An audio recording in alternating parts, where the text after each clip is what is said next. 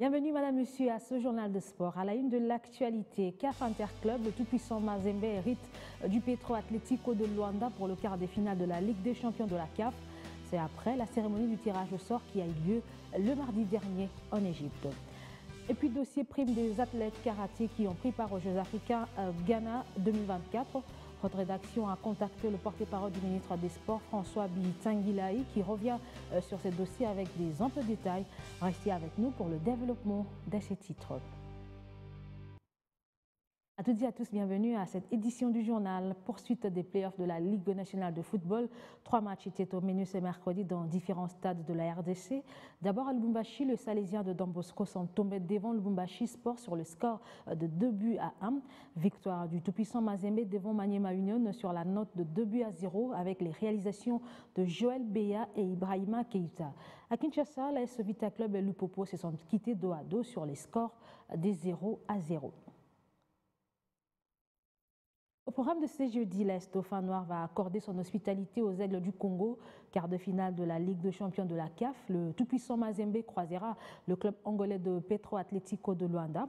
Un adversaire à prendre au sérieux car cette étape est très décisive. Le coach Lamine Diaye a indiqué qu'il faut être performant, surtout à l'extérieur, pour repasser au prochain tour. Ben oui, j'avais dit aux joueurs, on aura sûrement Petro ou... J'avais dit Petro ou Asec.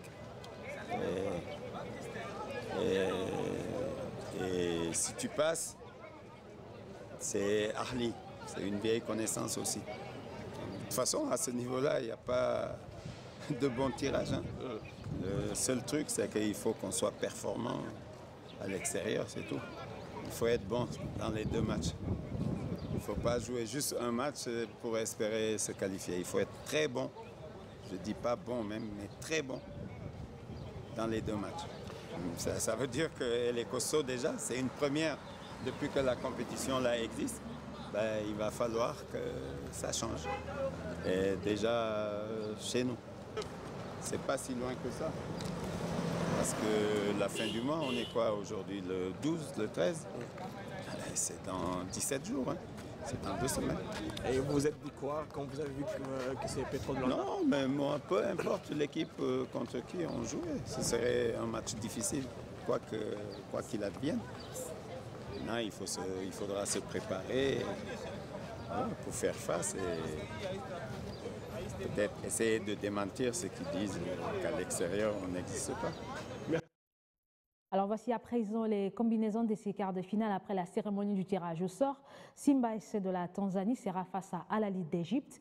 Espérance de Tunis croisera ASEC Mimosa et la dernière confrontation mettra aux prises Young African et Mamelodi Sundowns. La manche aller se jouera le 29 mars prochain.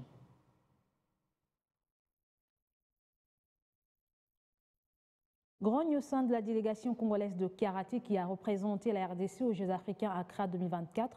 Alors qu'ils s'y sont déplacés avec les promesses de toucher leur prime de compétition, les karatés de la RDC ont lancé un cri d'alarme au gouvernement congolais pour trouver un palliatif à cette situation des primes. Et c'est lors d'une déclaration faite par les coachs de cette sélection. Le détail avec Nancy Chiaba, coach de la sélection de karaté de la RDC. Comme le coach a dit, il y en a tellement, nous sommes dans le regret total. Parce que nous sommes arrivés ici les premiers. Et avec quelle difficulté? Depuis qu'on est là, on a compétu parce que la fédération a signé le papier.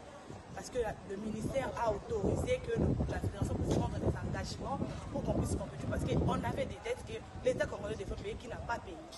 Et après, c'est là pour les équipements. On a encore fait la même chose. On n'avait pas des équipements. On a accepté tout ça. Et arrivé maintenant là, à un jour de notre retour à Kinshasa, on n'a rien en main. On nous demande de quitter d'abord le village, aller séjourner dans des hôtels où on ne connaît pas, dans des hôtels pendant qu'on n'a pas d'argent. Je me demande, comment est-ce qu'on va quitter Accra pour arriver à l'aéroport? Oui, c'est vrai, il faut arriver à Kinshasa. Comment est-ce que cette équipe-là va quitter l'aéroport pour leur maison? On a des athlètes qui viennent de province. Comment est-ce qu'ils vont quitter Kinshasa pour retourner dans leur maison? Et puis on a des écoliers ici. C'est-à-dire on a besoin de notre argent. S'il n'y a pas d'argent, on ne quitte pas Accra. Oui, oui. L'argent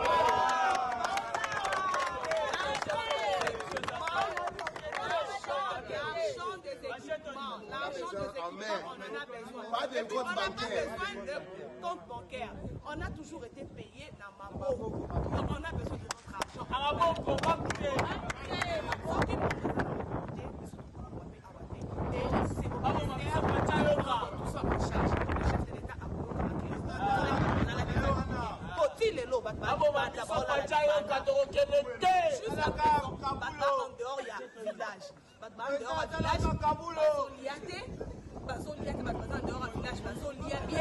Alors que ce sont des athlètes qui sont venus pour compétir,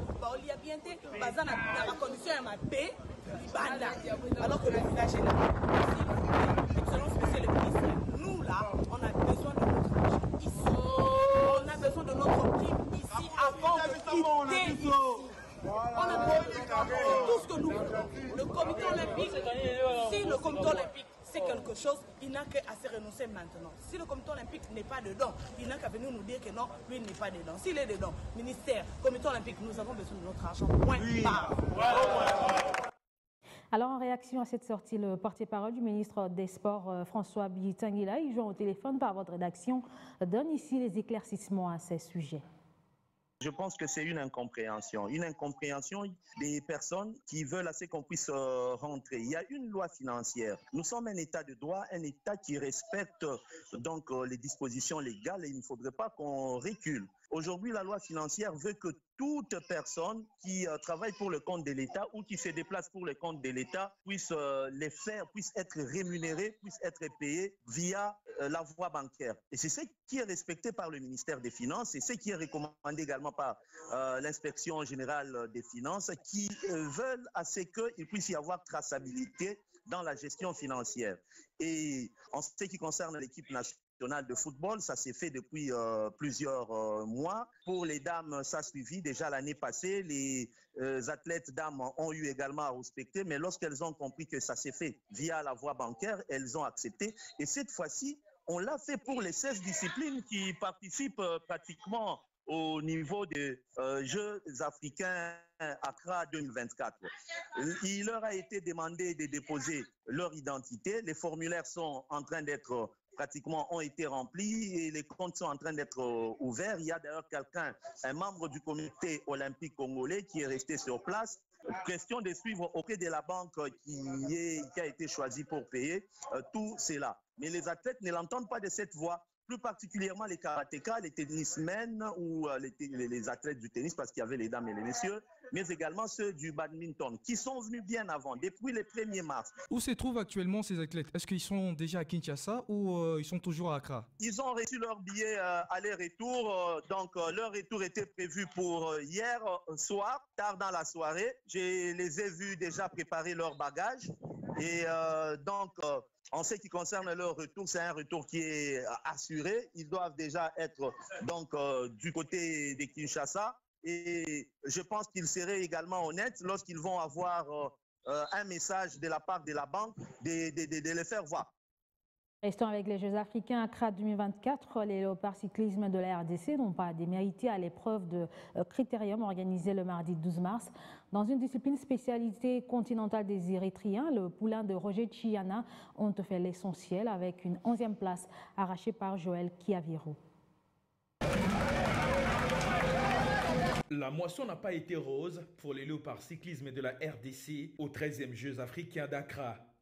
Pour cette journée de mardi 12 mars, dominée par les Érythréens, les 3 coureurs congolais alignés pour la circonstance n'ont pas su relever la tête dans une course à circuit fermé des 30 tours sur 2 km.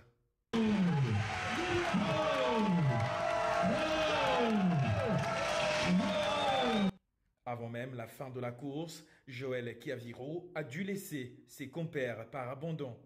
J'avais vraiment une bonne préparation, mais malheureusement, aux dernières minutes, le plat a été changé vu mon retard, donc le retard du voyage pour venir ici aux Jeux africains. Une participation très désolante pour les fauves congolais dans ces Jeux.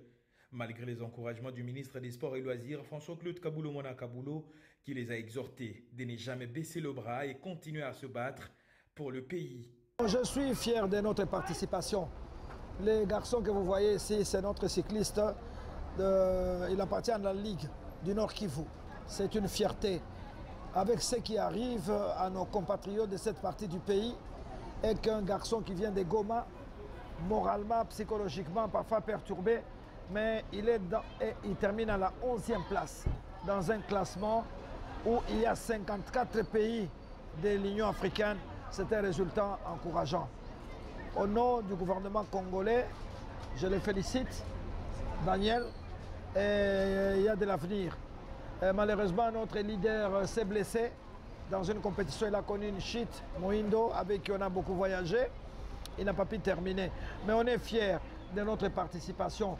Du côté des dames, il n'y a pas de problème. On sent qu'il y a de l'avenir, beaucoup de potentialités dans notre cyclisme. Mais maintenant, il faut du punch. Il faut relancer les tours de la RDC. Classé 11e de cette course, circuit fermé, Daniel Ishara reviendra sur la piste dans les prochains jours en sprint chrono.